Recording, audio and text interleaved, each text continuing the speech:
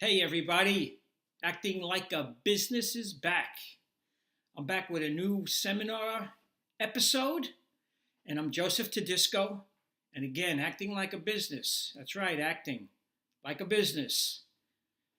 You are an actor who needs to act like a business because that's what your career is, a business, and you are the product. All right, so today I'm going to probably ruffle a few feathers on people. And I hope I don't insult anybody, but I think I need to address a situation that I always see and have seen for such a long, long time.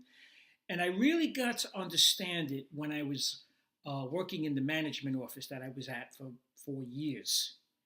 And this seminar is called Liar, Liar, Pants on Fire. Your nose is longer than a telephone wire. You remember that, right? Liar, liar. Oh, yeah. And I'm referring to actors, mainly the new actors, okay? People who are just getting started in this business, kind of just looking to get over that edge. And they think that they could doctor up their resume so that people will think that they're something that they really are not. But first off, let me put this out there. No actor, no actor has ever been born with a full resume. Okay, so everybody goes through this, trying to get credits, how to get credits, and you get a little bit antsy and you try to sort of push the envelope a little bit. And there are some things that actors do that agents, managers, and casting directors can smell a mile away. Uh, they're not stupid. They could see things that actors do on their resume that kind of stretches the truth really a long way. It's an absolute lie. And I'm going to sort of break it down and explain to you why the industry people can smell it a mile away. Now, most of the times, actors start out doing background. And as I said before, there's nothing wrong in doing background. And you have no real credits. You have no credits, speaking roles or co-starring roles, whether it be union, non-union, it doesn't matter. But you're on set and you start to put down credits of, maybe you're a non-union extra or union extra. It doesn't really matter. And you put down your background credits and you try to make it look like it's more than background. And you can't, okay? If you're a passerby or on the street, then it's background. Now, I don't suggest that you put background or extra work on there. And when you put down a street crosser or a restaurant patron or a movie goer, it's background, it says background, and the industry knows that it's background. But the problem is when the actors try to put down cop number one as if it's a co-starring role. Maybe you had a line, a couple of words, and either on Law and Order or Blue Bloods or The Good Wife or any of these shows, and you have several of these down, and you try to portray it as if it's a principal role, but it's not. And I'm going to tell you why industry knows this. Number one, you can only do two. If you have a speaking role, you can only do two if you're not in the union.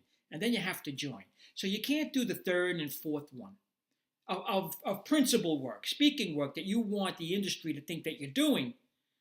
And then when you sit down with them and they ask you if you're in the union, you say no. Well, then you can't have those principal, what you want people to interpret as a principal role, because you can't do more than two under a union contract without joining. Because after two, you're a must join, you have to join, or you can't work on a union project again until you join. Industry knows that. And if you've done two and you want to kind of make it seem like it's principal work, and they're going to do a Station 12 on you, which is when a production hires somebody or books somebody, they run all those names through the union, and the union does what they call Station 12 to verify that you're in good standings or that you're in the union. So it's going to come back. So you can't say, well, I'm SAG eligible, because they're going to know either you are or you're not. They're going to see that. And when you see these credits as an industry person, you're going to see that you've kind of fudged it a little bit. And you're kind of making it like it's principal work, and it's really not. And then you can also say, well, I'm FICOR. And yeah, you might be, but you have to join the union first before you could become FICOR. So you have to have the two contracts before you're FICOR. You can't just say I'm FICOR, because the Station 12 is going to show it anyway. So you probably will be better off if asked about these credits, because industry people do ask. You're probably better off saying, well, they're background. And, I'm trying to get out of the background. I've been on set a lot and I've gotten an education, but now I'm trying to push myself to get out of that. And they'll have more respect for you.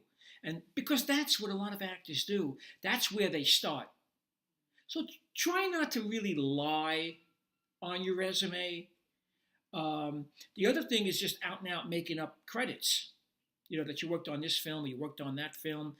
And somewhere along the line, if you put together some names that people might know, somewhere along the line, it's going to come back to bite you. Oh, it's going to bite you hard. Someone will start questioning you about it, and you're going to be, I'm gonna. So don't make things up.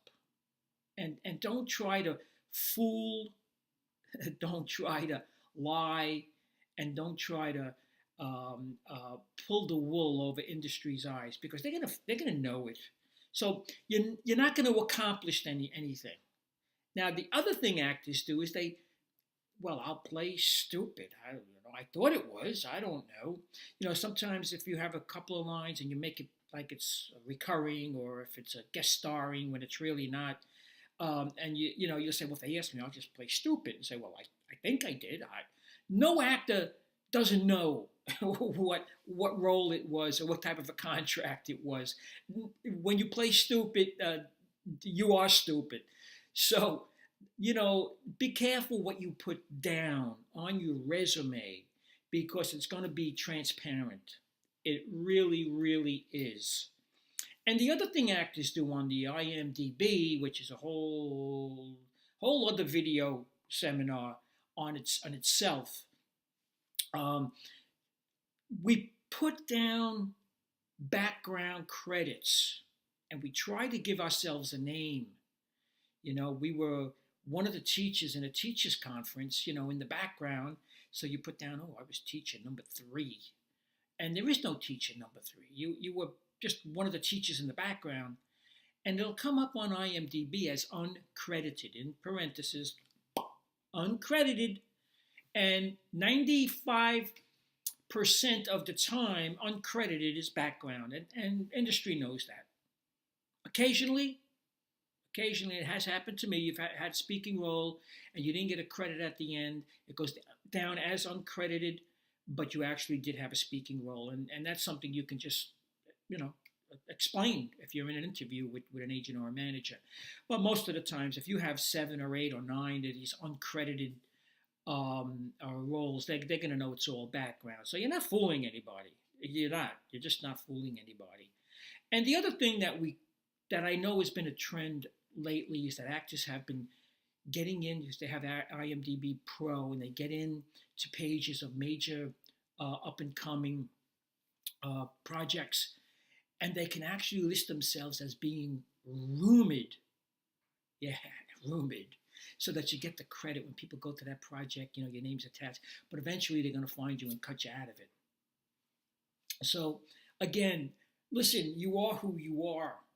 And no matter how much you lie on your resume, no matter how many fake credits or credits that you want people to believe are more than they really are, it's not going to help your chances when you get in there, because you still need to have the talent.